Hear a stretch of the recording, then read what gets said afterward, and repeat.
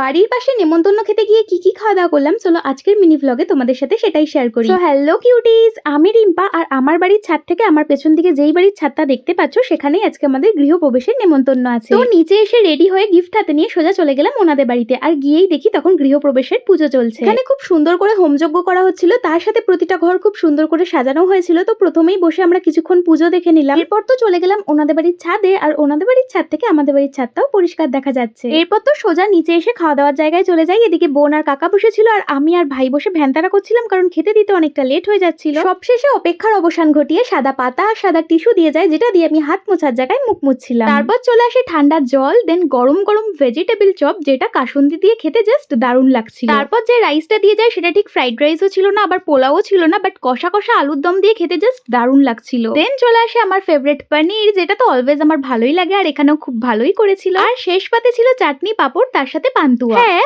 পাঁচও দেওয়া হয়েছিল, যেটা আমি একেবারে বাড়ির সামনে এসেই খাই। তো চলো দেখা হচ্ছে তোমাদের সাথে আবার নেক্সট মিনি ভ্লগে। বাই।